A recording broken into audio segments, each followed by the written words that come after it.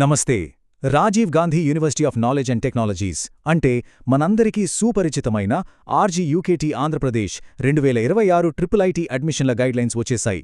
ఈ official guidelines విశ్లేషణకు స్వాగతం. భవిష్యత్తులో గొప్ప ఇంజనీర్లు అవ్వాలనుకునే వాళ్లకి నిజంగా ఇదొక అద్భుతమైన అవకాశమని చెప్పాలి. మరి ఈ ప్రవేశాల ప్రక్రియ అసలు ఎలా ఉండబోతోంది, అందులో మనం తెలుసుకోవాల్సిన కీలకమైన విషయాలు ఏంటి అనేది ఇప్పుడు వివరంగా చూద్దాం. ముందుగా క్యాంపస్ల విషయానికొస్తే ఈ నోటిఫికేషన్ ద్వారా రాష్ట్రవ్యాప్తంగా ఉన్న 4 ప్రతిష్టాత్మక క్యాంపస్ల తలుపులు అఫీషియల్గా తెరుచుకోబోతున్నాయి. అవేంటంటే నూజివీడు, ఇడుపులపాయ, ఒంగోలు మరియు శ్రీకాకుళం.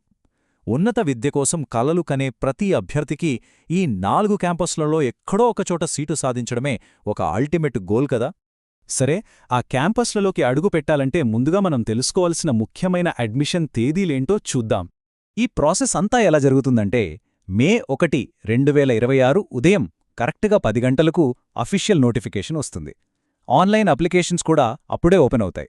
ఆ తర్వాత అంతా చాలా ఫాస్ట్గా జరిగిపోతుంది సుమా. మే 30వ తేదీ నాటికి అప్లికేషన్స్ పెట్టుకోవడానికి డెడ్లైన్ ముగుస్తుంది. ఆ తర్వాత జూన్ 12న టెంటేటివ్ మెరిట్ లిస్ట్ అంటే తాత్కాలిక ఎంపిక జాబితాను రిలీజ్ చేస్తారు. ఇక ఫైనల్గా జూలై 1, 2026 నాటికి సెలెక్ట్ అయిన వాళ్లందరికీ క్లాసులు అధికారికంగా స్టార్ట్ అయిపోతాయి.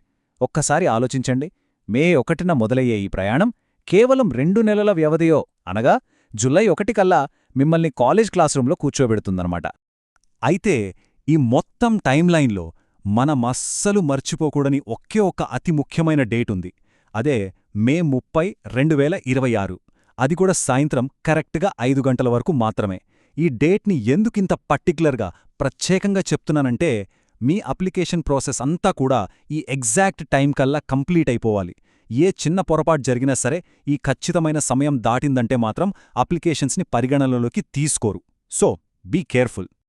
ఇకపోతే అసలు ఈ ఎంపిక విధానం ఎలా ఉంటుంది, ఏ మెకానిజం ద్వారా సీట్లు ఇస్తారు అనేది ఇప్పుడు తెలుసుకుందాం. వస్తున్న వేలాది అప్లికేషన్స్ నుంచి క్యాండిడేట్స్ని యాక్చువల్గా ఎలా సెలెక్ట్ చేస్తారో అనేది మనందరికీ వచ్చే పెద్ద డౌట్. ఈ సెలెక్షన్ ప్రాసెస్ అంతా కూడా పూర్తిగా 10వ తరగతి అంటే ఎస్ఎస్సి పబ్లిక్ ఎగ్జామ్స్లో వచ్చిన మార్కుల మెరిట్ బేస్ మీదే జరుగుతుంది. అయితే ఇక్కడే ఒక ఆసక్తికరమైన ట్విస్ట్ ఉంది. అదే డిప్రివేషన్ స్కోర్. డిప్రివేషన్ స్కోర్ ఇది చాలా ప్రత్యేకమైన పాలసీ. గవర్నమెంట్ స్కూల్స్లో చదివిన స్టూడెంట్స్కి కొన్ని అదనపు మార్కులు కలిపే ఒక అద్భుతమైన సిస్టమ్ ఇది. కాంపిటీషన్ చాలా హెవీగా ఉన్న ఈ టైంలో గవర్నమెంట్ స్కూల్స్ పిల్లలకు కూడా సమానమైన అవకాశాలు దక్కాలనే ఉద్దేశంతో వాళ్ల సాధారణ మార్కులకు ఈ అడిషనల్ స్కోర్ని యాడ్ చేస్తారు. ఆ అదనపు మార్కులెంతో తెలుసా? ఖచ్చితంగా 4%. అవును, గవర్నమెంట్ స్కూల్ స్టూడెంట్స్కి ఎగ్జాక్ట్గా 4% అదనపు మార్కులు యాడ్ అవుతాయి. లక్షలాది మంది పోటీ పడేలాంటి చోట ఒక్క మార్కు కూడా ఒకరి భవిష్యత్తును పూర్తిగా మార్చేస్తుంది కదా. అలాంటిది ఏకంగా 4% అదనపు మార్కులు రావడమనేది ఖచ్చితంగా ఒక గేమ్ చేంజర్. మెరిట్ లిస్ట్లో అభ్యర్థుల స్థానాన్ని అమాంతం పైకి తీసుకెళ్లడానికి ఈ స్కోర్ ఒక బూస్ట్ లాగా పనిచేస్తుంది. సో ఈ విశ్లేషణ చివర్లో మనం ఆలోచించాల్సిన ఒక ఆసక్తికరమైన విషయం ఉంది. ఈ 4% డిప్రివేషన్ స్కోర్ అనేది జూన్ 12న రాబోయే ఆ ఫైనల్ ఎస్ఎస్సి మెరిట్ లిస్ట్ని ఏ రేంజ్లో మార్చేయబోతుంది. మ్యాథమెటికల్గా చూస్తే చిన్న అడ్జస్ట్మెంట్ లాగా కనిపించే ఈ విధానం కాంపిటీషన్ ఎంతలా మార్చేస్తుందో కదా.